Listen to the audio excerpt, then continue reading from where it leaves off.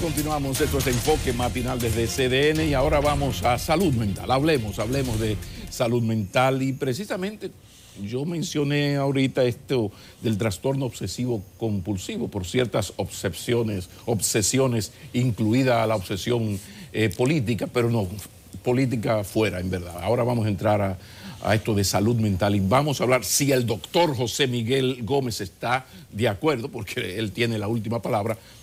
Vamos a hablar de esto del trastorno obsesivo compulsivo. ¿Qué es? ¿Qué tan serio es eso? Bienvenido, mi doctor. Bienvenido, buenos días, gusto de verte. Mira, cada día más uno está viendo personas con el TOC, trastorno obsesivo compulsivo. Y resulta que la gente a veces lo minimiza y ve que cuando tiene o conoce a alguien, identifica a alguien que es muy pulcro, muy apegado a la limpieza, al orden, a la meticulosidad, de gente que le pasa la mano a la mesa para ver si hay una tierrita, de gente que se quita unos zapatos para caminar buscando una arenita y saber que la cosa está sucia, de gente que entra y organizando cuadros, de personas que de pronto tienen periódicos y revistas viejos y coleccionan y amontonan cosas que no hay forma, ya de que en la habitación, en la sala, le quepa una más, ¿verdad? Y no forma de que saque, limpie, organice, se deshaga de cosas que tienen años. Hay otros que de pronto te pueden decir que tienen obsesiones como subir escaleras y empezar a contar los escalones uno por uno y tenerlo que bajarlo. Otro que es con problemas de simetría y de ciertas líneas, caminar en línea correcta. Hasta gente que puede tener obsesiones de tipo moral o de tipo agresión o de una limpieza compulsiva de cepillarse 5 veces, 10 veces al día y lacerarse la encía o lavarse la mano 25 veces al día cada vez que la da. Esos son. ¿Usted vio, doctor, aquella película de Jack Nicholson? Que creo que sufría de eso, que él tenía en el baño como 50 jabones. Entonces él utilizaba un jabón una sola vez. Una sola vez. Y cada vez que iba al baño, pasaba por el baño, él hacía eso y luego presentaba otros síntomas. Pero fíjate el síntoma cardinal de esa película de él, que iba al mismo restaurante y había que parar que esté en la mesa porque era en esa mesa, con esa mesera, no podía hacer otra cosa.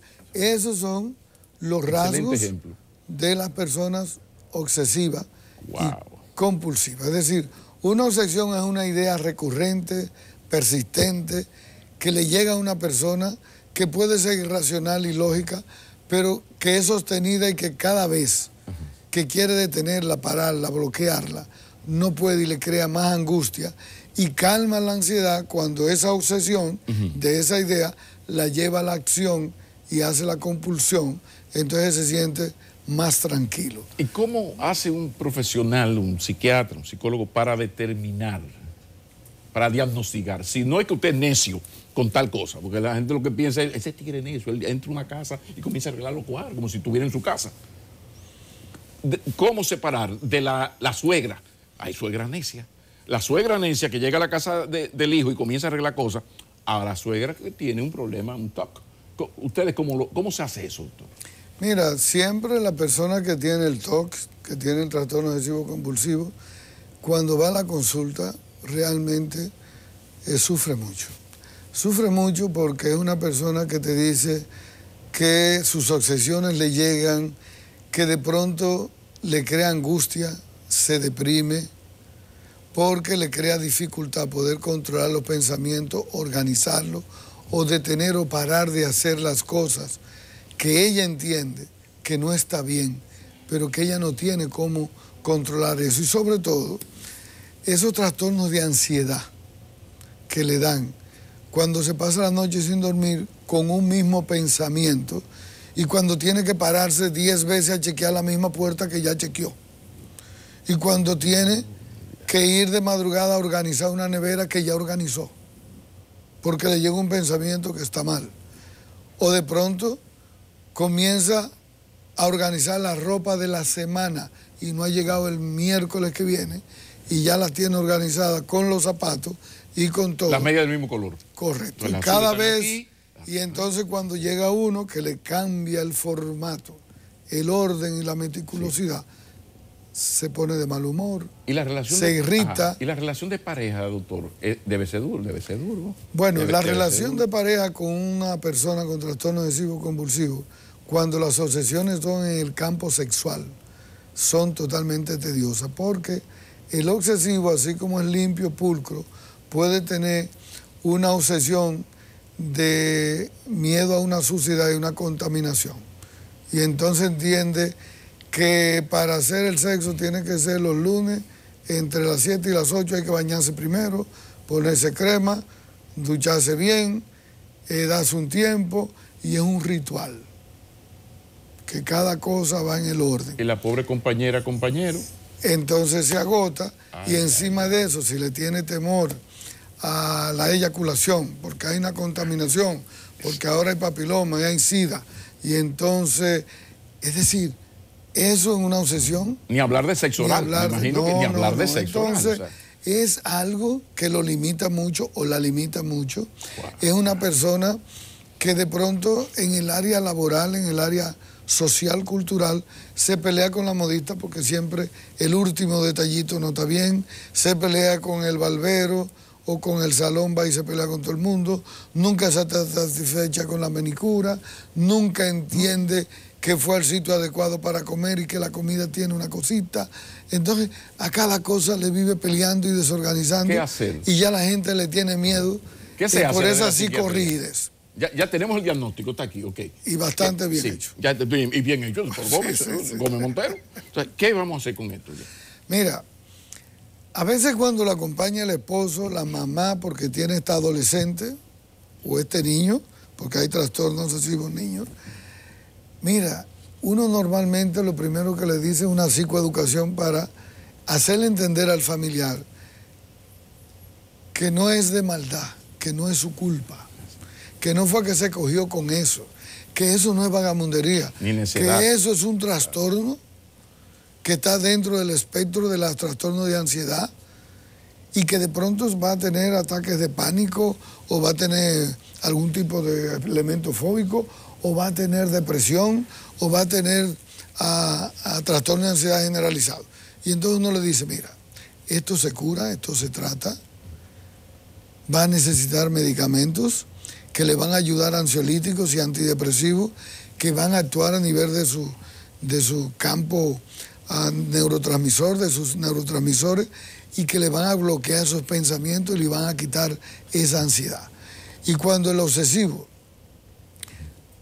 toma estos medicamentos y se ayuda de una terapia cognitivo-conductual, comportamental, a veces de desensibilización, cuando se le pone un programa combinado, medicamentos, psicoterapia, ya a los 20 días, a los 2 meses, esa persona es feliz y dice, doctor, ya abandoné estos pensamientos, que siempre que comía en la mesa veía un cuchillo, pensaba que iba a cuchillar a alguien en la mesa, porque un pensamiento me decía muchas cosas con agresión. Y de pronto se encuentra que ya no hace esos pensamientos. ¿De qué tiempo estamos hablando? ¿6 meses, 1 año, 2 años? La terapia, una persona que va con el diagnóstico, ya usted tiene el diagnóstico, ¿de qué estamos hablando? Estamos hablando de un tratamiento que puede durar 1 año a 2 años. Entre psicoterapia y fármaco, y lógicamente hay que modificarle el estilo de vida. Hay que ayudarlo a cambiarle su pensamiento psicorrido, esa vida tan predecible que vive un obsesivo, todo en el mismo sitio, en el mismo lugar, a la misma hora. Wow. Entenderse cuando las circunstancias le cambian, la flexibilidad de cambiar, de tolerar situaciones que van a cambiar. Entonces, en la misma medida en que tú le ayudas a flexibilizar los comportamientos, las ideas. Y esto es importante decírselo a los papás, a las mamás, porque esto empieza en la adolescencia tardía y en la adultez temprana. 17, 22 años. Okay. En los varones empieza entre los 17 y los 20. En las hembras entre los 20 y los 23. Entonces, cuando no se atiende, esto es un trastorno que puede ser crónico. Y lo peor es llegar con 50, 60 años, con una obsesión, donde se tienen que quedar solos, no le para servicio, no acepta que vive nadie, porque todo el mundo le arrastra la silla. Eso va empeorando, doctor. Va empeorando. Y se va haciendo más disfuncional, más solitario. Imagínate si un coleccionista o una persona que le gusta guardar cosas, tiene la casa llena de periódicos viejos, de artículos, de revistas, de cuadros, de cosas que no necesita, pero de las que no se puede desprender. Pero usted me explicó ahí lo que se puede hacer con el paciente. Estamos hablando de terapia, estamos hablando de medicamentos. ¿Y cómo manejar a un paciente de trastorno obsesivo compulsivo? La familia, o sea, esa madre, ese padre, ¿qué debe hacer, qué no debe hacer? ¿De qué manera? Porque la jode, o sea, el muchacho quiere arreglar todo y la casa se ha vuelto un caos. Entonces el padre puede desesperarse, no entender lo que es esto. ¿De qué manera el consejo, los consejos? Yo recuerdo una mamá que sufría mucho con una hija con un trastorno obsesivo, que había que detenerse en el semáforo antes de la raya, perfectamente, y hay de que violara una ley de tránsito, se la pillaba del carro, y al supermercado no podía tocar las cosas más de una vez, y había con una lista y había que ir uno por uno sin saltar espacio, ¿verdad? Y esa predecibilidad, entonces la mamá quería hacer las cosas rápidas, sin mucho orden, y había que leer cada cosa de vencimiento. Wow. Entonces la mamá decía, no, tú no vas a vivir ni yo vivo, déjame vivir. Y se armaban unos conflictos porque esta muchachita tenía una obsesividad hacia lo moral y hacia la perfección y la meticulosidad enorme. Entonces se crean unos grandes conflictos. ¿Y qué puede hacer esa madre? ¿De qué manera? Bueno, porque tampoco es convertirse en un esclavo de la muchacha, pero algo hay que hacer. Cuando se le explicó que tenía un trastorno obsesivo compulsivo, que no era para fastidiarle la vida, y fueron a terapia y entonces la pudimos medicar y una psicóloga empezaba a trabajar las terapias de tipo cognitivo, conductual, comportamental y a cambiarle los estilos de vida. La mamá empezó a ver, después de los 3 meses, los resultados. ¿Verdad?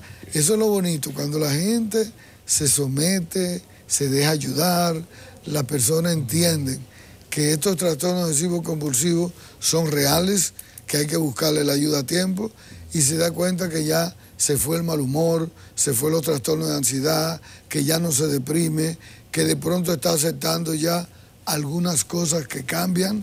Entonces ya la gente se da cuenta que eso es la importancia de buscar la ayuda. Llegan así las satisfacciones de sentirse socialmente útil. Me imagino que un psiquiatra, un médico se siente muy bien cuando ve lo que llegó a su consulta y lo que él ha logrado. Me imagino que... Eso es un reforzador. Cuando una gente te dice, doctor, de 25 veces que me lavaba la mano y me cepillaba 10, ya yo lo estoy haciendo 2 veces o 3 veces. Eso y ya no sufro por eso. Nos vemos el próximo viernes. Próximo viernes. No se desaparezca. Aquí estaremos. Y no viaje tanto, porque hay que atender. Entonces, cuando no está que París, que Buenos Aires. En Semana Santa vamos de un viaje. ¿No?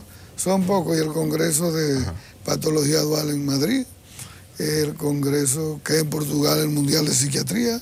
Esos son congresos que hay que asistir para actualizarse y venir aquí. Vamos a negociar esa salida. Muchísimas gracias. El doctor José Miguel Gómez en esta sección de salud mental en Enfoque Matinal para CDN. Continuamos.